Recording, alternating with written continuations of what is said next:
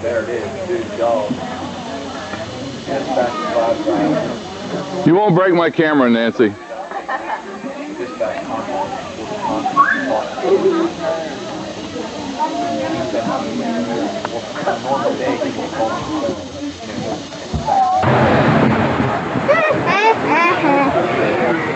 I was given that bunny ear. I'm going to sit here and hold potatoes.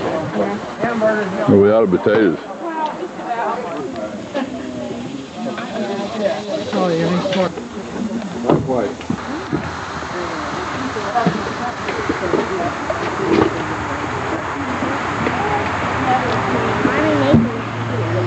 Fine then. Now you'll be able to play with him. I don't think we'll need more than a pound. No, what? Remember, you're up above. Well, you didn't. There. And where are they? Oh, yeah. Well, there are more. Yeah. We got yesterday. Well, they're not. No, really, they're not quite. They're not quite finished. Potatoes. They're about running out of potatoes. Oh yeah. But I wouldn't say we're running out. There's probably a couple more. Oh, there'll be for me there in the other room.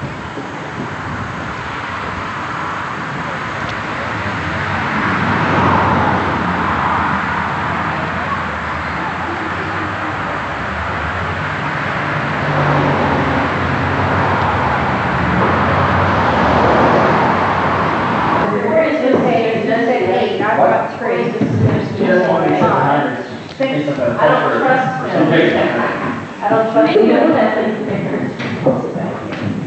Where's your desk? Where's your desk?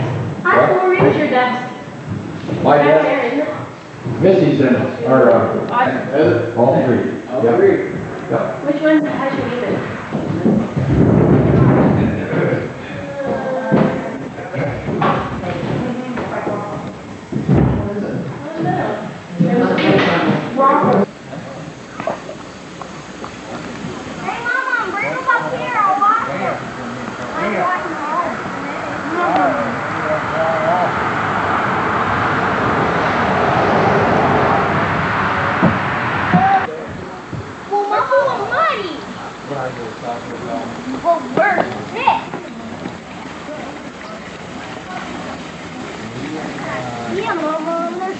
Here. How do they say it? Greater meeting has begun. No more laughing. I'm going to try and stand a little. Sorry, I'm not this old. It just looks that way. I want to welcome all of you to this occasion. Not only to the Sieber reunion, but the Smith School also. It would be very seldom, it would be hard to find your family tree and all their relatives gathered together in a one-room school. But here they are, and I'm very happy to have you. In fact, we didn't expect this man, but we are very happy that you could come.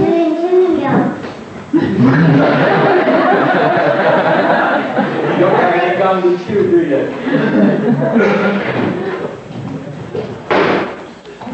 Well, I suppose it crossed your mind that how did this come about?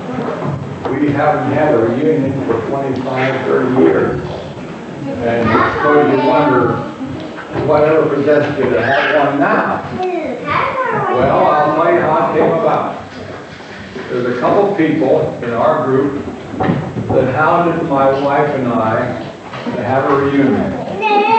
This has been going on for 10 years or more. And we drug our feet and drug our feet. And you know, when you get this old, it's pretty hard to drag your feet. So we just stopped dragging, and this is what happened. And those two people are my daughter, Sue, and my niece, Isabel. Stand up.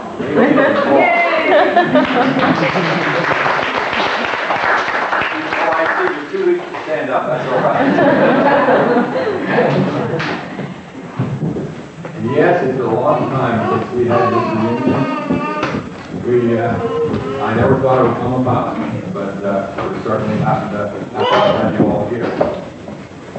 We have a lot of memorabilia here, and we want you after a while, if you haven't seen it, to come up, and I'm going to have Shelby come up here and hand them out right now, but hold out the pictures as we described them.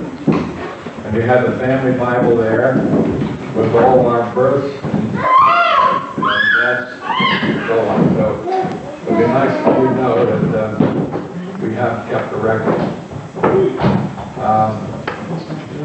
Dad was born in 1861. At that picture, he's 21 years old. So that's about 130 some years ago. And Mother was born in 1870. We don't have a large picture of Mother. That was small here. I don't know, she's pretty young there. I don't know how old she was really. Builder. And that was about 96 years ago. Her baby picture. Who does she look like? Not like me. It's about Melody. Grandma. Looks like Grandma. Okay. Okay. Is she here? She is.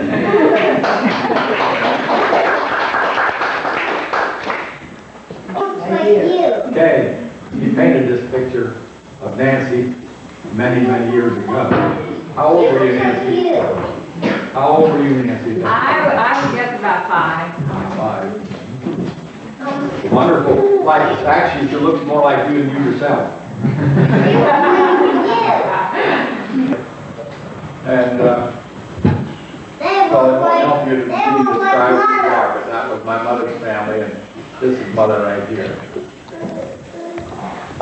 We lived at Mexico at the time. Well, I didn't. I'm not on that picture. I wasn't that shit. This is a picture of the family and our pony, Chautauqua. This is, okay, you see it, Mildred, Banks, and Edwin, and Beulah, and Kay, she's only about a year old in it. You didn't come along yet. No, I was 2 years later.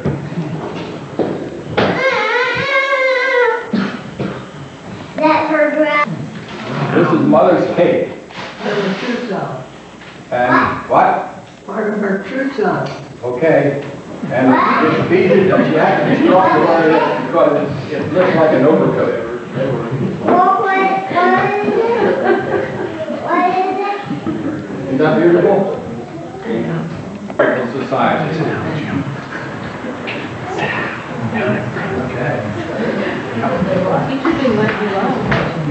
And there are other pictures up here that you'll want to see.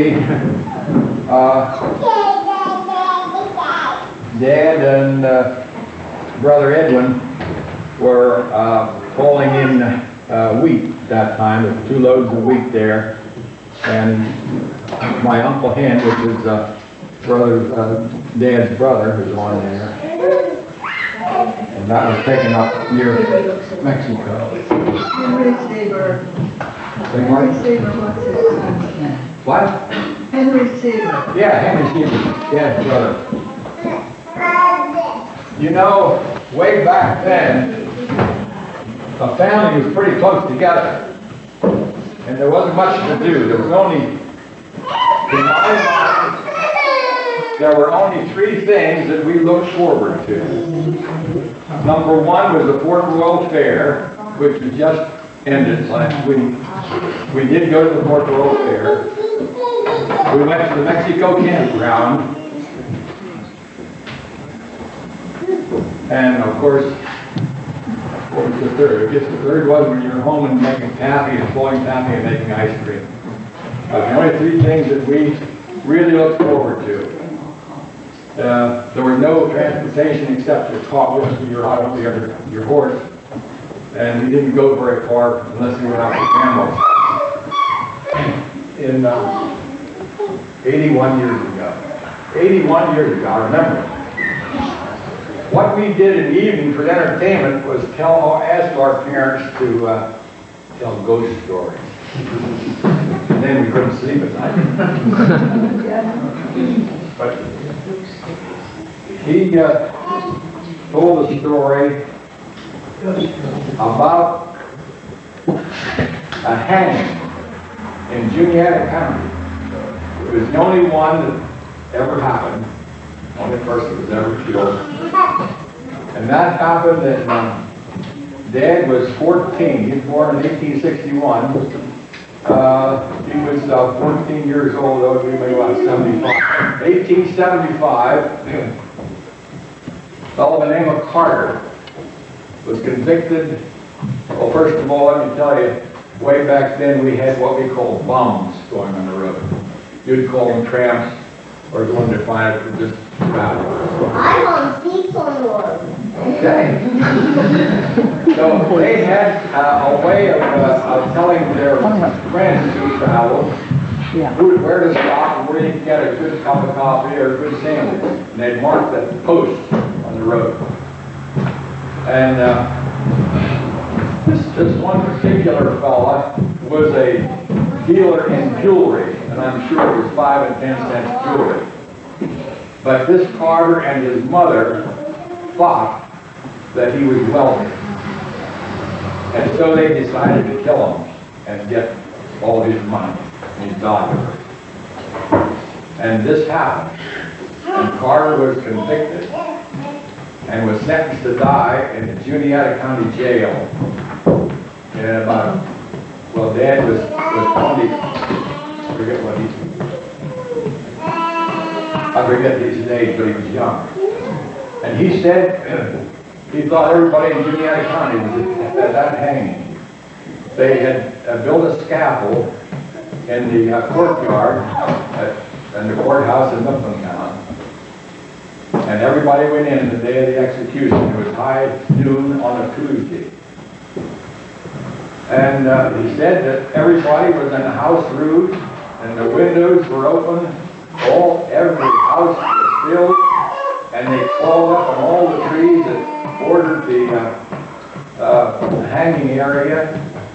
And the time came for the execution. And they brought him out, and they said, "What do you have to say for yourself?" He said, "You're hanging an innocent man." Put the cap on his head and sprung the trap. And that's something you never forget. It's something that never happened in Juniata County. And then to think Dad was there to see it. So there's many things like that they told us, many I could tell you. But we're only going to hear the rest of the day. If you'd like to ask about the reunion, and if I can't answer, my older sisters can.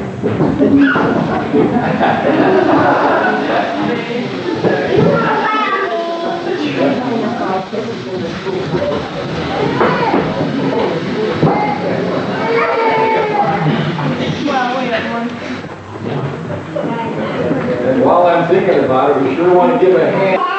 Isabel's name and her sister's name written on chalk on the back of that order. So if you really have this name, we'll have a couple strong guys just kill her over. And that was put on their wind bell in the 30s. Oh, yeah. See, this was built in 1835 and closed in 1935. And it operated as a school for 100 years.